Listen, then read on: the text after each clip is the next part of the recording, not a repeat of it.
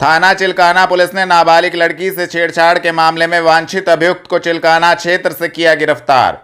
आपको बता दें, वरिष्ठ पुलिस अधीक्षक के निर्देशन में पुलिस अपराध नियंत्रण हेतु अपराधियों के विरुद्ध कार्रवाई कर रही है। थाना चिल्काना पुलिस ने नाबालिग लड़की से छेड़छाड़ के मामले में वांछित अभियुक्त असलम को चिल्काना क्षेत्र से गिरफ्तार करने में महत्वपूर्ण सफलता प्राप्त की है। संबंधित धाराओं में कार्रवाई करते हुए अभियुक्त को न्यायालय के समक्ष पेश किया गया है। गिरफ्तार करने वाली टीम में वरिष्ठ उप निरीक्षक कृष्णपाल सिंह, हेड कांस्टेबल हेमंत सिंह मौजूद रहे। पुलिस लाइन पहुंचे भीम आर्मी कार्यकर्ताओं ने छात्रावास के छात्रों के साथ हुई मारपीट के मामले में की कार्रवाई की मांग। आपको बता दें, भीम आर्मी जिलाध्यक्ष शौर्य अंबेडकर के नेतृत्व में भीम आर्मी कार्यकर्ता पुलिस लाइन स्थित एसएसपी कार्यालय पर पहुंचे। भीम आर्मी के पदाधिकारियों एवं कार्यकर्ताओं का कहना था कि छात्रावास के छात्रों के साथ जिन भी लोगों ने मारपीट की है उनकी गिरफ्तारी जल्द से जल्द की जाए। इस संबंध में उन्होंने एसएसपी को प्रार्थना पत्र सौंपकर उक्त मामले में कार्रवाई की मांग की है। इस संबंध में जिलाध्यक्ष ने जानकारी भी दी।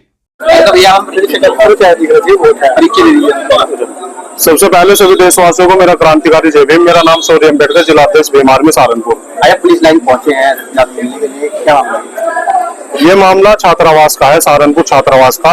लगभग 10 तारीख की घटना है। 10 तारीख में हमारे कुछ छात्रों को कुछ मनुवादी व्यवस्था के लोगों ने, दबंगों लोगों ने उनके साथ बेरहमी से पिटाई की, जिसमें मुकदमा दर्ज है, लेकिन अभी तक कोई गिरफ्तारी नहीं हुई। इसलिए आज हम यहाँ पर एसएसपी कार्यालय पर पहुंचे थे गिरफ्तारी की मांग के लिए। तो कौन है लड़का और मारपीट हुई, क्या नाम है उसका? वो एफआईआर में दर्ज करा दिया गया है और हम जल्द से जल्द जितने भी दोषी, क्योंकि अभी एक वीडियो भी वायरल हुई है जिसमें लगभग 50-100 लोग बड़ी बेरहमी से वहाँ के छात्रों को पीटने का काम कर रहे हैं, उन पे सब लोगों पर कार्रवाई के लिए आज हम यहाँ पहुंचे हैं। मारपीट का क्या मामला था, क्या वजह? मारपीट का मामला ये था कि एक लड़का उन्हीं के बीच वहाँ चोरी करने के लिए छात्रावास में घुसा था, जिसका पीछा करने के लिए हमारे लोग उसके पीछे गए थे, लेकिन वहाँ गुट बनाकर कुछ लोगों ने उनके साथ मारपीट करने का काम। कहाँ पर हुई है मारपीट की जगह? खालमपुरा मोहल्ला नई बस्ती, रिंग रोड का मामला है। कलेक्ट्रेट में भारतीय किसान यूनियन टिकैत द्वारा मनाई गई स्वर्गीय चौधरी महेंद्र सिंह टिकैत की पुण्यतिथि दी जानकारी। आपको बता दें, कलेक्ट्रेट परिसर में भारतीय किसान यूनियन टिकैत के सभी किसान एकत्रित हुए। सभी किसानों ने स्वर्गीय चौधरी महेंद्र सिंह टिकैत की पुण्यतिथि मनाई, जिसमें उन्होंने उनकी प्रतिमा के समक्ष पुष्प अर्पित किए। इस दौरान किसानों द्वारा किसानों के समक्ष आ रही विभिन्न समस्याओं को लेकर चर्चा की गई। किसानों का कहना था कि स्वर्गीय चौधरी महेंद्र सिंह टिकैत के अधूरे सपनों को पूरा करने का काम किया जाएगा। आज आप लोग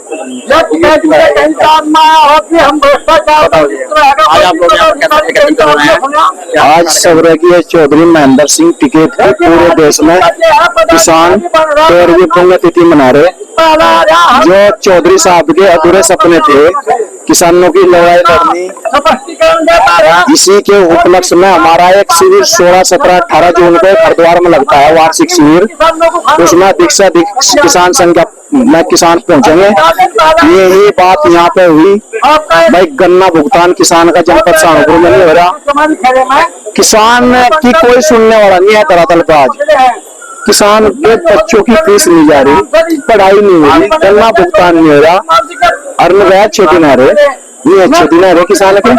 हम तो आपके चैनल के मुख्यमंत्री से योगी आदित्यनाथ जी का एक ही बात कहनी चाह रहे कि ऐसी टीम बनाओ जो धरातल पर किसानों का तरफ सुना जाए। इसी उपलक्ष्य में आज जनपद सहारनपुर में बाबा टिकैत की 13वीं पुण्यतिथि मनाई जा रही। ये संकल्प लेकर किसान जाएंगे कि ज्यादा से ज्यादा, चाहे विद्युत विभाग के अधिकारी हो, चाहे गन्ने वाले हो, किसान को आज खाद नहीं मिल रहा, बीज नहीं मिल रहा, बिजली नहीं मिल रही, बिजली उत्पादन हो रहा, तो यही समस्या है। कोई सुनेगा नहीं तो किसान अगर किसानों की बात नहीं माननी गई सरकार ने, तो किसान पूरे देश में बड़ा आंदोलन करेगा। नगर आयुक्त ने नगर निगम व गांधी पार्क में पौधारोपण कर की वृक्षारोपण अभियान की शुरुआत। आपको बता दें, नगर निगम व गांधी पार्क में खड़े पेड़ आपको बताएंगे कि उनकी उम्र क्या है और पर्यावरण संतुलन बनाए रखने के लिए उन्होंने प्राणवायु ऑक्सीजन के जरिए प्रकृति में कितना योगदान दिया है। ये पेड़ अपने सामान्य नाम के साथ अपने वानस्पतिक नाम से भी आपको अपना परिचय कराएंगे। नगर आयुक्त संजय चौहान ने प्रत्येक पेड़ पर यह पूरा विवरण लिखकर लगवाने के निर्देश उद्यान प्रभारी को दिए हैं। उन्होंने नगर निगम परिसर व गांधी पार्क में नवग्रह वाटिका तथा हर्बल पार्क विकसित करने के भी निर्देश दिए। नगर आयुक्त संजय चौहान ने नगर निगम परिसर में गूलर, आम व गांधी पार्क में कटहल के पौधों का पौधारोपण कर प्रतीकात्मक रूप से वृक्षारोपण अभियान की शुरुआत की। उन्होंने पौधारोपण करते हुए गिरी हुई पत्तियों से नगर निगम द्वारा बनाई जा रही जैविक खाद तथा पानी देकर पौधों को सिंचित भी किया। उनके साथ अपर नगर आयुक्त राजेश यादव व मृत्युंजय ने भी पौधारोपण किया। पुलिस लाइन में बाल रोग विशेषज्ञ के विरुद्ध कार्रवाई की मांग को लेकर पहुंचा ग्राम हसनपुर भलसवा निवासी परिवार, दी जानकारी। आपको बता दें, पुलिस लाइन में हसनपुर भलसवा निवासी एक पीड़ित परिवार पहुंचा जिसने बाल रोग विशेषज्ञ डॉक्टर जितेंद्र चूक के विरुद्ध कार्रवाई की मांग की है। पीड़ित परिवार का कहना था कि डॉक्टर की लापरवाही के चलते 7 अक्टूबर 2023 को उनके बच्चे युवान की मृत्यु हो गई थी, जिस मामले में अभी तक भी कोई कार्रवाई नहीं हुई है। उक्त मामले में कार्रवाई की मांग को लेकर पीड़ित परिवार ने एसएसपी को प्रार्थना पत्र सौंपा है। इस संबंध में पीड़ित परिवार ने जानकारी दी। आपके बच्चे के साथ अभी डॉक्टर के द्वारा गलत ट्रीटमेंट देने पर बताया गया वकील साहब के द्वारा, अब क्या उसमें चल रहा है? क्या वो आप पर दबाव बना रहे हैं? किस तरीके से आपके घर आकर क्या कुछ कहना है उनका? वो मेरे पास घर आए थे अभी 3-4 रोज पहले, दबाव बना रहे हैं। 2 बार मेरे पास आ चुके हैं। तो प्रशासन चाहे उनके मोबाइल की लोकेशन भी निकाल सकते हैं। 7 महीने पहले कप्तान साहब ने कहा था कि आपने बहुत अच्छा सभ्यता का परिचय दिया है। उस सभ्यता का ये परिणाम है कि 7 महीने से हम धक्के खा रहे हैं। कोई और हर जगह से यहाँ से जो अटेंडेंट है धर्म भी, उसकी जमानत खारिज हो चुकी है। इलाहाबाद से कोई रिलीव नहीं है डॉक्टर को। अब वो मेरे ऊपर प्रेशर, कभी मेरे किसी जानकार को फोन कर रहे हैं, कभी मैं किस चीज का कॉम्प्रोमाइज करूंगा? मैंने अपना बेटा डॉक्टर के गलत ट्रीटमेंट से गवाया है। डॉक्टर नहीं आया इमरजेंसी फीस लेके, और मेरे बेटा रात में मुझे मना भी नहीं किया, एडमिट किया डॉक्टर ने। और उसके बाद, और इसका अब तक शांत थे, 7 महीने से वेट कर रहे हैं। पर कप्तान साहब ने कहा था कि जल्दी कुछ हो जाएगा। अगर इसमें नहीं कुछ होगा तो समाज, संपूर्ण समाज अपने हिसाब से निर्णय लेगा, जिस तरह मेरे सभी समाज के लोग होंगे। बस बच्चे की 7 साल उम्र थी और बच्चा बिल्कुल ठीक था। रात में डॉक्टर से वीडियो कॉल करके, खुद आया नहीं, इमरजेंसी फीस लेके वीडियो कॉल पे देखा और एडमिट किया। और उसके बाद अब मेरे अभी 3 रोज पहले मेरे घर आए, हस्बैंड वाइफ दोनों डॉक्टर, मिसिस से मिल रहे हैं। दबाव ये अभी किस चीज का दबाव कि मैं सुसाइड कर लूंगा, वो कर लूंगा? किस चीज का दबाव है? सुसाइड मुझे करना चाहिए, मेरी स्थिति है सुसाइड की। प्रशासन कोई सपोर्ट नहीं कर रहा है, मेरी स्थिति सुसाइड की है। 7 महीने से मैं तो कार्रवाई चाह रहा हूँ, 7 महीने से प्रशासन से गिरफ्तारी चाह रहा हूँ। 1 सप्ताह का टाइम, इसमें अगर प्रशासन मदद करता है उसके बाद निर्णय समाज लेगा, जैसे भी जिस तरीके से पूरे बल के साथ निर्णय लेगा। धन्यवाद। जी हाँ, कुछ महीनों पूर्व ये घटना आई थी जिसमें एक 8 साल का बच्चा था। वो ये डॉक्टर चुग जो है उनके क्लिनिक में एडमिट होता है। उसके बाद उसकी वहाँ पे मृत्यु हो जाती है। इसमें सीएमओ के द्वारा, जो सीएमओ सहारनपुर हैं, उनके द्वारा भी इसमें पहल गठित किया गया था, जिसमें उनकी जो नेग्लिजेंस है वो मानी गई थी। उसी के फलस्वरूप इसमें 304 का मुकदमा दर्ज हुआ था, जो डॉक्टर हैं उनके और उनके जो भी स्टाफ है उनके विरुद्ध। इसमें विवेचना चली थी। विवेचना के क्रम में इसमें जो मुख्य अभियुक्त है उनके द्वारा इसमें बेल भी डाली गई थी और बेल को भी विवेचक द्वारा अपोज किया गया था। उसके बाद इसमें बेल मिली थी मुख्य अभियुक्त को। बाकी पहलुओं पर इसमें विवेचना अभी प्रचलित है और इसका रिव्यू जो है वो टाइम टू टाइम उच्च अधिकारी द्वारा किया जा रहा है इस पूरी विवेचना का, और अभी भी दोबारा भी इसका रिव्यू किया जाएगा। और अगर इसमें जो भी पहलू जो अभी विवेचना में रह गए हैं, जो पहले नहीं हो पाए थे, तो उनको देखते हुए इसमें जो अग्रिम विधिक कार्रवाई सही है वो की जाएगी। सर, परिजनों का आरोप है कि जो डॉक्टर है उनकी बेल हो चुकी है, लेकिन जो कंपाउंडर है धर्मवीर, उनकी बेल नहीं हुई और पुलिस उन्हें बचा रही है, क्या कहेंगे? जी, अगर ऐसा उनके आरोप है तो उसको जरूर ही संज्ञान में लिया जाएगा। विवेचकों को और जो थाना प्रभारी हैं उनको संबंधित को निर्देश दिया जाएगा कि अगर उनका इसमें आरोप सिद्ध हो रहा है तो उनकी जल्द से जल्द गिरफ्तारी। ठीक है। कुतुबशेर पुलिस ने मुठभेड़ में कुतुबशेर क्षेत्र से गौकशी के मामले में 3 अपराधियों को किया गिरफ्तार, 1 बाल अपचारी अभिरक्षा में लिया। आपको बता दें, वरिष्ठ पुलिस अधीक्षक के निर्देशन में पुलिस अपराधियों के विरुद्ध कार्रवाई कर रही है। थाना कुतुबशेर पुलिस ने गौकशी के मामले में 3 शातिर अभियुक्तगण सलमान, अब्दुल रहमान, सोहेल को गिरफ्तार किया है। 1 बाल अपचारी को पुलिस ने कुतुबशेर क्षेत्र से अभिरक्षा में लिया है, जिनके कब्जे से गौकशी के उपकरण, 1 जिंदा गौवंश, 1 तमंचा एवं 1 खोखा कारतूस 315 बोर बरामद किए गए हैं। संबंधित धाराओं में कार्रवाई करते हुए चारों को माननीय न्यायालय के समक्ष पेश किया गया है। कार्रवाई करने वाली टीम में प्रभारी निरीक्षक सुनील नागर, उप निरीक्षक सचिन पुनिया मौजूद रहे। थाना जीआरपी पुलिस ने एक शातिर चोर को सहारनपुर रेलवे स्टेशन से किया गिरफ्तार की कार्रवाई। आपको बता दें, पुलिस अधीक्षक रेलवे अनुभाग मुरादाबाद आशुतोष शुक्ल के निर्देशन में जीआरपी पुलिस अपराधियों के विरुद्ध कार्रवाई कर रही है। थाना जीआरपी पुलिस ने एक शातिर चोर राजू को सहारनपुर रेलवे स्टेशन से गिरफ्तार करने में महत्वपूर्ण सफलता प्राप्त की है, जिसके कब्जे से एक नाजायज चाकू, चोरी के 1300 रुपए नगद बरामद किए गए हैं। संबंधित धाराओं में कार्रवाई करते हुए अभियुक्त को न्यायालय के समक्ष पेश किया गया है। गिरफ्तार करने वाली टीम में उप निरीक्षक Rajesh Kumar, head constable robin Rathi मौजूद रहे। जनता रोड पर अज्ञात वाहन की टक्कर से एक व्यक्ति की हुई मौके पर दर्दनाक मौत। पुलिस ने शव पोस्टमार्टम हेतु भिजवाया। आपको बता दें, थाना जनकपुरी क्षेत्र के जनता रोड पर अज्ञात वाहन की टक्कर लगने से एक व्यक्ति की मौके पर ही दर्दनाक मौत हो गई। सूचना मिलते ही मौके पर पहुंची थाना जनकपुरी पुलिस ने शव को कब्जे में लेकर पोस्टमार्टम हेतु भिजवा दिया है। पुलिस के अनुसार मृतक की पहचान सलीम उम्र 45 वर्ष निवासी नगीना जिला बिजनौर के रूप में हुई है। जनपद में बसपा सांसद हाजी फजलुर रहमान ने सपा सुप्रीमो से मिलने की वायरल फोटो पर कहा, निजी संबंध के चलते हुई मुलाकात। आपको बता दें, बहुजन समाज पार्टी के सहारनपुर लोकसभा सीट से सांसद हाजी फजलुर रहमान का एक फोटो सोशल मीडिया पर वायरल हो रहा है। इस फोटो में सांसद सपा सुप्रीमो के चुनावी प्रचार रथ में साथ खड़े नजर आ रहे हैं, जिसको लेकर जगह जगह दावा किया जा रहा है कि सांसद ने समाजवादी पार्टी ज्वाइन कर ली है। इस संबंध में बसपा सांसद ने कहा कि उनके अखिलेश यादव से निजी संबंध है, जिसके चलते उन्होंने उनसे मुलाकात की है। देखिए, जहाँ तक ये जो अखिलेश जी के साथ मेरा फ़ोटो वायरल हो रहा है, उसके बारे में सिर्फ मुझे इतना कहना है कि मैं कन्नौज गया था और अखिलेश जी के साथ जितना हो सके प्रचार किया, लेकिन ये सब कुछ हमारा उनसे निजी संबंध है, उसकी बुनियाद पर मैं गया था। जहाँ तक समाजवादी पार्टी ज्वाइन करने की बात है, लोगों को बधाई देने की बात है, वो इंशाल्लाह फिर कभी मौका होगा उस पर अगला कदम उठाया जाएगा। अभी कुछ अपने साथियों से भी मशवरा होना है, लेकिन वहाँ प्रचार में शामिल होना मेरा अपना उनसे ज़ाती संबंध होने की बुनियाद पर मैं प्रचार के लिए गया था।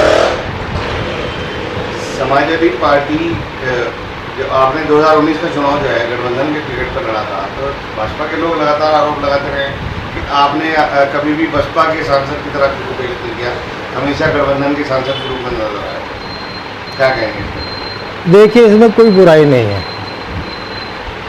गठबंधन होने के वजह से जो समाजवादी के लोग थे, उन लोगों ने मुझे कामयाब बनाने में बहुत ज़्यादा मेहनत की थी। जाहिर बात है, पार्टी की बुनियाद पर उनकी कोशिशों को नकारा नहीं जा सकता। मैं उसके लिए उस वक्त भी शुक्रिया अदा किया था, आज भी उस काम के लिए मैं शुक्रिया अदा करता हूँ। पार्टी होना एक अलग बात है और निजी ताल्लुकात होना एक दूसरी बात है। मैं अपने निजी ताल्लुकात को भी निभाने की कोशिश करूँ। सहारनपुर में जब मतदान हुआ है लोकसभा चुनाव को लेकर और कैराना में भी सभी जगह, तो आपने कहीं भी बहुजन समाज पार्टी के किसी प्रत्याशी को सपोर्ट नहीं करा, क्या वजह रही? क्या उन्होंने टिकट काट दिया, तो ये कारण था? देखिए, टिकट काटने की बात सही नहीं है, क्योंकि मैंने खुद ही बहुजन समाज पार्टी का टिकट लेने की इच्छा जाहिर नहीं की, तो इसके लिए मैं बहुजन समाज पार्टी को जिम्मेदारी नहीं देता। लेकिन जहाँ तक प्रचार की बात है, ये बात सही है कि मैं 1-2 दिन के लिए माजिद अली के प्रचार में गया था, लेकिन जहाँ तक मैं समझता हूँ और मेरी ख्वाहिश थी कि भाजपा को हराने के लिए बीएसपी को भी गठबंधन में आना चाहिए, लेकिन वो किसी कारण से नहीं आ सकी। तो इसलिए इस वक्त पूरे हिंदुस्तान के आवाम की ख्वाहिश है कि भाजपा को हराने के लिए इंडिया गठबंधन के हाथ को मजबूत किया जाए। तो उसी नुक्ते नज़र से मैंने इंडिया गठबंधन का साथ देने का फैसला किया। क्या इसको क्या माने आप, समाजवादी पार्टी ज्वाइन करेंगे या कांग्रेस ज्वाइन करेंगे? क्या नहीं, अभी मुझे अपने साथियों से मशवरा करना है और इस वक्त अभी कुछ कहना मुश्किल है, लेकिन जहाँ तक समाजवादी के लोगों के साथ मेरा अपना एक अच्छा संबंध है, मैं उसके बारे में भी गौर करूँगा और अपने साथियों से सलाह मशवरा करके फैसला लूँगा। कई सीटों पर आप चुनाव प्रचार करके आए हैं, गठबंधन के प्रत्याशी खासतौर पर, क्या लग रहा है किस तरह का माहौल है देश में लोकसभा चुनाव को लेकर? जहाँ देखे मैं मुरादाबाद गया, हाथरस गया, संभल गया और मैं आपके कैराने में भी गया, वहाँ मैंने देखा जाकर कि इंडिया गठबंधन के जितने भी कैंडिडेट्स हैं वो सब लीड लिए हुए हैं। उम्मीद की जा रही है कि इंडिया गठबंधन के लोग बढ़त बनाने का काम करें। जोन 8 के अंतर्गत विकास प्राधिकरण ने अवैध स्लैब के निर्माण कार्य को किया सील की कार्रवाई। आपको बता दें, जोन 8 के अंतर्गत हाकिमपुरा रोड से वसीम की फैक्ट्री के पास बाकर अली द्वारा अवैध स्लैब का निर्माण कार्य कराया जा रहा था, जिसको सहारनपुर विकास प्राधिकरण ने सील किया है। सील की कार्रवाई सार्थक शर्मा सहायक अभियंता, RK श्रीवास्तव अवर अभियंता, लाल बहादुर मेट के सहयोग से संपन्न की गई। अवैध निर्माणों की रोकथाम हेतु विकास प्राधिकरण की ओर से सील एवं ध्वस्तीकरण की कार्रवाई की जा रही है। थाना गागलेडी पुलिस ने नाबालिग बच्ची की हत्या करने व दुष्कर्म के मामले में 2 अपराधियों को गागलेडी क्षेत्र से किया गिरफ्तार। आपको बता दें, वरिष्ठ पुलिस अधीक्षक के निर्देशन में पुलिस अपराधियों के विरुद्ध कार्रवाई कर रही है। थाना गागलेडी पुलिस ने नाबालिग बच्ची की हत्या व दुष्कर्म की घटना का सफल अनावरण किया है। पुलिस ने कार्रवाई करते हुए 2 अपराधियों को गागलेडी क्षेत्र से गिरफ्तार करने में महत्वपूर्ण सफलता प्राप्त की है। संबंधित धाराओं में कार्रवाई करते हुए दोनों अभियुक्त गणों को न्यायालय के समक्ष पेश किया गया है। इस संबंध में पुलिस लाइन स्थित सभागार में SP सिटी अभिमन्यु मांगलिक ने प्रेस वार्ता कर संबंधित जानकारी दी। गिरफ्तारी कैसे हुई है और पुलिस कैसे हत्यारों तक पहुंची है?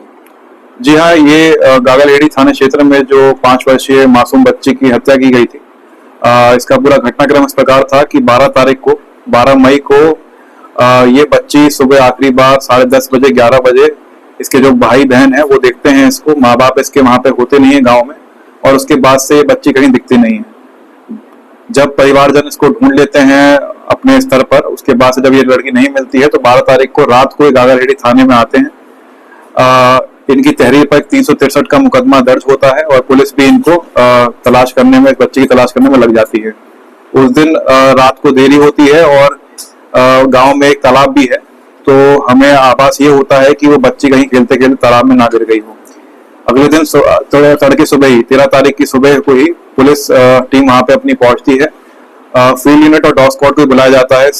जो ट्रैकर डॉग है हमारे पास, बच्ची के सेंट सुंघाकर उसको आसपास घुमाया जा रहा होता है कि तुरंत एक घर के बाहर एक जंगला है जो इसके चाचा चाची का घर है, उसी के घर पे दीवार पे एक जंगला लगा हुआ है, उसी के बाहर एक बोरी मिलती है। जब पुलिस उसको देखती है तो बोरी के अंदर ही ये जो मासूम बच्ची की लाश है वो मिलती है वहां पर।